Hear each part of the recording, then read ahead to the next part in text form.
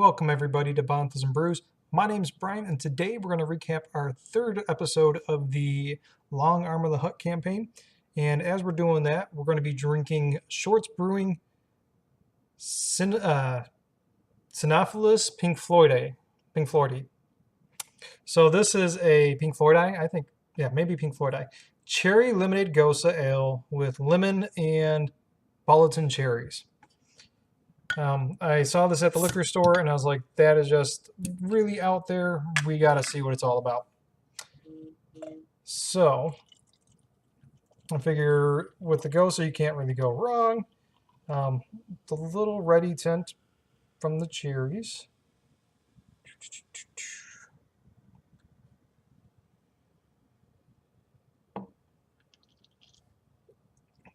Not fully cold right yet. A little bit more tart than your standard Gosa, but not like overly cherry. For it being a shorts beer and being a fruit beer, I was expecting it to be very syrupy, like soft parade or something like that. Some of shorts beers are very, very syrupy type consistency there, and this one doesn't have that.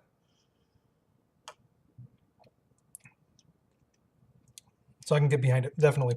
I'm not sure if I like it as much as I like the Perrin one. Traditional Gosa-wise, the Perrin one wins. This one, though, is definitely, I enjoy it, being that I've only had a couple sips, but saltiness isn't quite as much there as it was with the Perrin one. Still a little bit of the salty background, but it's this one here I think is going to be a little bit more, what's the word I'm looking for? Not longevity drinking wise, but the Perrin one, because it didn't have any hops or anything like that, or the very low hops backbone, it didn't have any sort of sour bite to it, and so maybe 2 was the limit on those ones. This one here, with it being a little bit on the tart side, it might have a little bit more longevity for how many of them I could drink in a row. Like most beers, 2 or 3 in a row is enough for me. That said, I could probably easily make it to the 3 beer mark on this one. Okay. So, looking over, one of the things I will mention, this was an online session that we did on Sunday versus in-person session on Wednesday.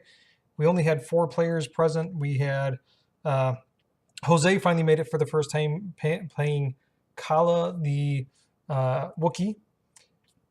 We had Posh down playing Posh. We had Non-Evil Tim playing 41 Vex. And we had actually we had 5, because Anthony eventually arrived with playing Vrish, and that was actually my fault that Anthony was late, because on the Skype it was showing he's away, and then like eventually he sent me a message like, oh, well, I was waiting for you to be there. You were online but away. And then we also had Evil Tim as Q3, Quifio. So start off with Posh, and we kind of melded Kala into the situation there.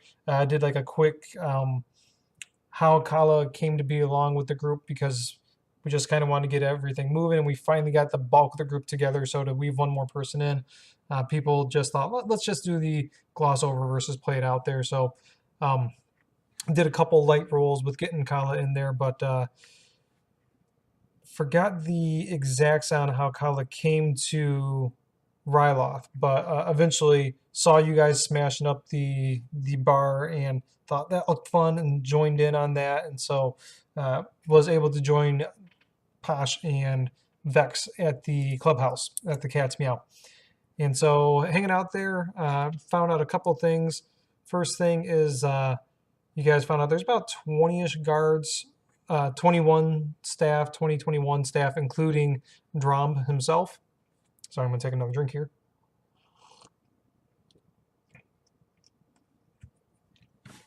I will say, like most Gosas, you're not going to get hoppies in this. You're getting a lot of the tart from the cherries. So, but 2021 folks, including the Drom himself. Most of the time, there's only like 6 to 8 on staff.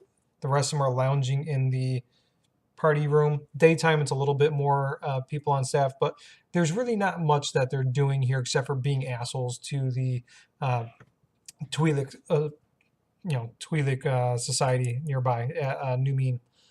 So got that, and then while you guys were kind of getting a little bit of details about that situation, the other crew that didn't join you guys and smashing stuff up went and tried to hack in a little bit to the dormitory type building. They were able to obtain the layout of it and determined that there were a couple auto turrets in that place, but couldn't actually get into it proper. So found out that most people are bunked up with another, bunkmate, and that their drum has his own like room in it, along with like a small office and there's storage galley, that kind of stuff there. Got to get a good layout of what that is all about. And so with that, we moved into the next day, and you guys decided the best way to go about dealing with these assholes is to make them think they're getting some sort of radiation poisoning from the atmosphere. And since most of them are human or the Aqualish, you wanted to say like, oh, it doesn't affect Twi'leks. And so you thought of trying to find out some sort of concoction that would make their hair fall out. Due through some good rolls there, determined that the medical supplies you guys delivered to New Mean, you can poach a larger amount of them to make this happen pretty instantaneously. You can poach smaller amounts, and it would have longer inoculation time. And so as you guys are kind of talking about this in the clinic and trying to figure out what's the best way to go about this, the foreman Twi'lek comes in and sees you guys starting to pack up all these goods and calls you guys out and says, hey, this shit isn't cool. What are you doing? And eventually you convince him of your plan. And so he was like, you know what? Do it. It's going to suck that we're going to lose a lot of our supplies, but you guys promised him any medical supplies that you find in the Cat's Meow complex and dormitory there. So leading up to after that, Posh got a call and was like, hey, it was the guys at the Cat's Meow drums folks, like, we're going to throw this bitchin' ass party. You can come tomorrow. You can invite some dude friends if you want, but the rule is that any guy comes has to bring at least 2 chicks, and that there's no male Twi'leks allowed. Female Twi'leks are cool. So we went through this like really bro out session, and my wife was laughing because like she doesn't ever hear me talk like a bro, and so like I was trying to do my best like bro talk, and Don playing Posh was playing along pretty good with it, and so you guys were able to like right off the hook there. You got Nin, who is like the leader of the activists. She's coming. Askara, your guys' Twi'lek mercenary friend, is coming. Vrish, our female Rhodian, is coming. Vrish went out and bought a very simple one-piece suit, and then we decided that Kala, being a Wookiee, is going to get a pair of trunks that make it look like he's wearing like a banana hammock. So it's got like human skin looking trunks, and then it's got like this banana hammock. So it looks like he has a shaved section off with the banana hammock going on there. But leading up to that, we did a little bit of shopping role play. We did a little bit of trying to figure out who's bringing what. We still got to find out. So sadly, Mark, you won't be allowed in the party because you're a male Twi'lek. But we'll have to find out if Aaron wants to go. Aaron playing, why am I drawing a blank here? The Veronian mercenary. Tibbs. There we go. Sorry. Still learning the names, trying to get him down. If Tibbs wants to go. If so, you guys will have to find 2 more chicks. The third one, or the fourth chick you guys found at a bar, I gave that one to you, given that you guys plucked 3 girls like right out. Like I wasn't even thinking of those. You're like, this one, this one, this one. Yeah, I mean, I knew Vrish because Vrish is on the team there, but I don't recall if droids counted towards the chick count or not. No, they didn't. They didn't. So, leading up to that, though, Quifio, he's like, I'm going to go and try to see if I can do anything about these auto turrets. He goes up there. He's stopped by a guard. And so the guard stops him and is like, hey, what are you doing here? And he's like, oh, I'm here to offer, I have this requisition for auto turret lubing. and he completely botched his roll because Tim's dice seem to be cursed, and he doesn't really do well with rolling somehow. So maybe on Wednesday somebody else will let him use his dice for a little bit. I have 2 sets. Maybe I'll be like, here, try these ones out. Anyway, he felt a little botched there, and the guy just like, hey, no, I don't got you here. You need to leave. And then Quee feels like, you want a cookie? And food processed it out. And the guy's like, no, I don't want a cookie. And so he like pulled out his blaster and tried to shoot at Queefio for not leaving. Completely whiffed it, and so Queefio pulled out his, his and pulled out his slug thrower, shot the guy, wound up killing him in one shot, but had several threats. And so the threats were that the shot was really loud and echoed, and people started pouring out of the building. Luckily, he was able to get away before anybody saw the murder. That said, there was no time to clean up, and people know this guy was killed. Killed by somebody with a slug thrower. What's going on here? And that's where we took a break because I forgot I had something going on here, and then I think my daughter was waking up or something like that.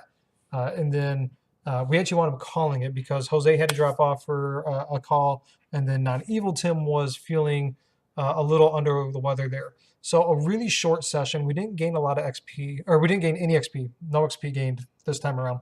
So it was only like an hour and a half total play time, and given like our bullshit and that kind of stuff, maybe an hour and 15 minutes. We didn't get a whole lot of stuff into it.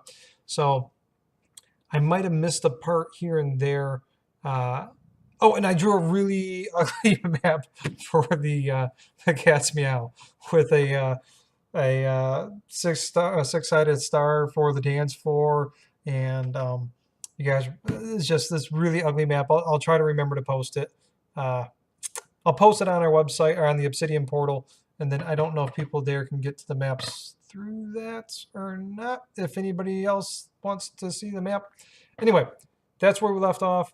So we are going into the party setup, which is nice because even though it was a short session, we didn't get a lot done. We are queued up nicely for the next session. We'll have 2 groups, essentially. We'll have a group attending the party, and we will have group doing other stuff outside the cat's meow. I think the other group was going to kind of take a look around the